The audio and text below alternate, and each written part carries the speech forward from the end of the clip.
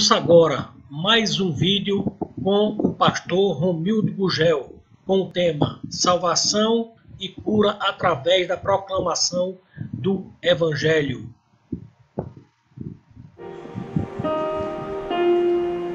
Olá amigos, boa tarde. Gostaria de compartilhar um texto das Escrituras Sagradas com vocês, que está escrito no livro de Atos dos Apóstolos, no capítulo 4, no versículo 12, que diz o seguinte: não há salvação em nenhum outro, pois debaixo dos céus não há nenhum outro nome dado aos homens pelo qual devamos ser salvos.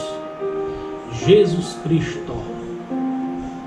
As palavras pregadas pelos apóstolos de Jesus quanto ao seu conteúdo eram palavras extremamente simples. Eles apresentavam a vida, apresentavam o sacrifício na cruz, a morte da forma que ele sofreu na crucificação e também a ressurreição dos mortos. Estes eram praticamente os temas básicos dos sermões dos apóstolos, daquilo que ele explica acerca da vida. Quando você lê o livro do Atos dos Apóstolos, no capítulo 2, versículo 37, você irá se deparar com a ênfase que Pedro dava ao proclamar o Evangelho. Veja só que tipo de ênfase. Ele diz da seguinte forma: arrependei-vos e cada um de vocês sejam batizados em nome do Pai, em nome de Jesus, e para perdão dos vossos pecados, e recebereis o dom do Espírito Santo. Vou repetir: arrependei-vos e cada um de vós seja batizado em nome de Jesus, para perdão dos vossos pecados, e recebereis o dom do Espírito Santo. Porque essa promessa é para vós que estáis perto agora, mas também para os que estão longe, e a todos quanto nosso Deus chamar. O testemunho da morte e da ressurreição é o ponto mais importante da mensagem do cristianismo. Porque sem sangue, sem a morte e sem que houvesse a ressurreição, não havia como pudéssemos alcançar a salvação. Porque se a salvação resumisse somente nas coisas concernentes a esta terra, não é salvação. Estou vivendo, estou experimentando, estou gozando da vida, né? Porque a salvação é uma promessa futura que começa no aqui e no agora. Tá? E se não houvesse a ressurreição de Jesus Cristo, então não havia verdadeiramente a salvação. Então você pode perceber logo de antemão que a mensagem pregada pelos apóstolos e pregada por nós também é uma mensagem simples, e tem que continuar tendo esse mesmo conteúdo de simplicidade. Não precisa haver sofisticação nenhuma. Jesus Cristo morreu pelos nossos pecados.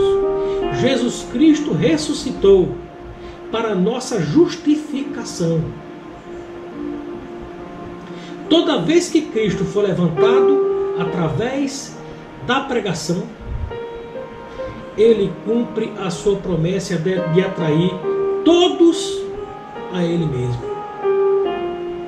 As pessoas são atraídas para Jesus através da pregação do Evangelho, ou através da leitura atenta deste Evangelho, bem como também as cartas escritas pelos apóstolos de Jesus Cristo.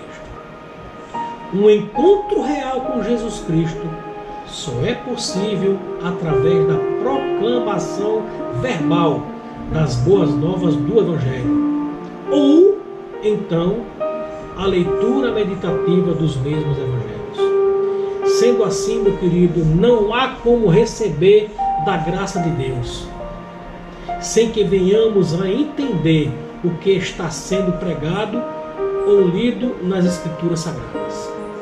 Está escrito na Palavra de Deus. A fé vem para o seu coração e para o meu coração quando você ouve as palavras de Cristo. A fé vem pelo ouvir e o ouvir vem pelas palavras de Cristo. Isso foi o que o apóstolo São Paulo falou ao escrever a sua carta aos Romanos, no capítulo 10, no versículo 17. Quem ouve as palavras de Cristo certamente terá a chance de ser salvo.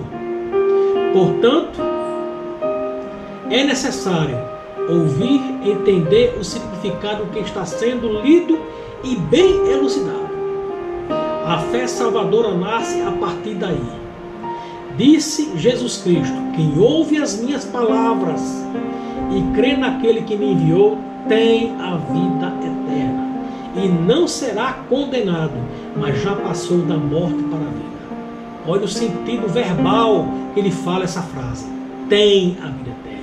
Não diz que terá a vida eterna. Ele tem, porque até então está entendendo o plano de salvação explicitado nas Escrituras Sagradas. A Escritura Sagrada adverte que poderá haver uma possibilidade de você ouvir algumas vezes, mas algumas vezes você está distraído, né? Ou com o coração endurecido, ou você não entender aquilo que está sendo pregado. Jesus cita o profeta Isaías quando profetizou acerca deste assunto e dessa enorme possibilidade de que isso aconteça. Ele diz: ainda que estejam sempre ouvindo, vocês nunca entenderão. Ainda que estejam sempre vendo, jamais perceberão. Pois o coração deste povo se tornou insensível.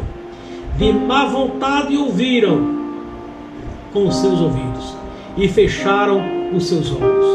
Se assim não fosse, poderiam ver com os olhos e ouvir com o coração e converter-se e eu os curaria. Mateus capítulo 13, versículo 14 e 15. Mas felizes são os olhos de vocês, porque veem, e os ouvidos de vocês, porque vocês estão ouvindo. E estas são as palavras de Jesus. Esse mesmo raciocínio é encontrado também quando você pega o livro de Hebreus, no capítulo 4, no versículo 2, que diz mais ou menos, colocando lado a lado com o dito por Jesus, né? Citado por esse escritor. Ele diz: pois as boas novas, as boas notícias foram pregadas também a nós, tanto quanto a eles. Foi pregado para mim e foi pregado para eles. Entretanto, todavia, a mensagem que eles ouviram de nada lhes valeu, não teve proveito absoluto nenhum, pois não foi acompanhada de fé por aqueles que ouviram. Então perceba aqui que é não somente ouvir de uma forma distraída, mas tem que ouvir de uma forma lúcida e acompanhando o sentido, o significado daquilo que você está ouvindo, para que você colha realmente a mensagem e a sua fé seja apoiada no fundamento firme, tá certo? Daquilo que você está ouvindo. Aí as reações poderão ser as mais diversas possíveis em termos de salvação. Sendo assim, ao se ler as Escrituras Sagradas, ou ao ouvir determinados sermões ou pregação, se faz necessário alguns pontos que deverão ser considerados. Primeiro ponto: tenha o máximo de atenção e cuidado com outros ruídos que possam distraí-lo e roubar o acompanhamento do raciocínio da exposição. Segundo ponto: tenha uma Bíblia em mãos para que você possa comparar que aquilo que você está sendo, que aquilo que está sendo dito é realmente aquilo que está sendo exposto no texto, tá? Então tenha a sua Bíblia, compare aquilo que você está ouvindo com aquilo que você está lendo, tá certo? Para que você possa verdadeiramente receber a compreensão exata. Terceiro ponto, tenha o domínio de colocar os seus ouvidos dentro da sensibilidade e da boa vontade, tentando ouvir realmente o que está sendo pregado. A devida atenção levá-lo a entender com o coração e converter-se e ser curado. A palavra converter-se significa sofrer mudança, sofrer alteração, transformação ou ser alvo de metamorfose. Todo o processo de cura e salvação começa exatamente aí. Tá? Eu fico muito impressionado com as Escrituras Sagradas, porque existe um monte de textos, né, que leva-nos a ter essa reflexão de abrir os ouvidos, prestar atenção àquilo que está sendo dito, né? Porque senão as coisas tendem a soar para a gente como se fosse um grande mistério, uma parábola, tá? E por incrível que pareça, Jesus Cristo, ele teceu ensinamentos aos seus discípulos por parábolas e deu uma elucidação da primeira parábola em Mateus capítulo 13, do versículo 1 ao 23, que eu vou simplesmente ler para vocês, porque até então essa parábola é explicada por ele. Então eu gostaria que você ficasse prestando bem atenção na finalização dessa minha reflexão. E falou de muitas coisas por parábolas, dizendo: eis que um semeador saiu a semear. E quando ele semeava, algumas sementes caíram junto ao caminho, e vieram as aves e as devoravam. Algumas caíram em lugares pedregosos, onde não havia muita terra, e imediatamente elas brotaram, porque não havia terra profunda. E quando o sol nasceu, queimaram-se, e porque não tinham raiz, elas murcharam-se. E outras caíram entre os espinhos, e os espinhos cresceram e as sufocaram. Mas outras caíram em boa terra e deram fruto, algumas 100 vezes, outras a 60 vezes e outras a 30 vezes. E ele diz, nesse versículo 9, uma frase muito importante acerca dessa parábola: quem tem ouvidos para ouvir, ouça. Dando novamente referência em ouvir. E Jesus, ao explicar aos seus discípulos, depois de eles indagarem acerca do entendimento dessa parábola, ele passou a proferir essas palavras: mas os que recebeu a semente em lugar pedregoso, versículo 18: escutai-vos, pois, a parábola do semeador. Quando alguém ouve a palavra do reino e não a compreende, então vem o perverso e afasta o que foi semeado no seu coração. Este é o que recebeu a semente junto ao caminho. Mas o que recebeu a semente em lugares pedregosos é o que ouve a palavra e logo a recebe com alegria. Mas ele não tem raiz em si mesmo, apenas dura um pouco de tempo. Pois quando vem tribulação ou perseguição por causa da palavra, imediatamente se esmorece.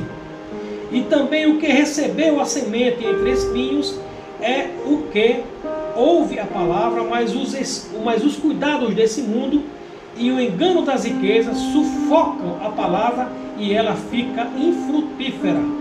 Mas o que recebeu a semente em boa terra é o que ouve a palavra e compreende-a, e também dá fruto. E um produz 100 vezes, outro 60 vezes e outro 30 vezes. Eu acho que não precisa explicar o que foi tão elucidado por Jesus Cristo, né? Na verdade, no teor da composição dessa parábola, toda semente semeada é semente boa. Mas o problema está na recepção. Algumas sementes caíram no meio do caminho. Outras sementes caíram no meio a pedregais. Outras sementes caíram entre espinhos. E outras sementes caíram na boa terra. Nós estamos acreditando que essa boa terra será exatamente o momento que você está sendo elucidado pelas Escrituras Sagradas e que essa semente caiu no seu coração a fim de que produza pela quantidade que foi semeada. Se muito recebe, muito produz. Se pouco recebe, pouco produz. Tá? O grande teor do problema de quem está recebendo é que às vezes muitas coisas, existem muitos moradores e existe um certo tipo de terreno no nosso coração que prejudica a receptividade. Está entendendo? Então fica aqui essa palavra de reflexão. Quero que você medite nessas poucas palavras e que o Senhor venha guardar o seu coração e que você seja amplamente abençoado em todos os aspectos da sua vida. Então fique na graça e na paz do nosso Senhor e Salvador Jesus Cristo. Até a próxima meditação, se Deus quiser, em nome de Jesus. Amém.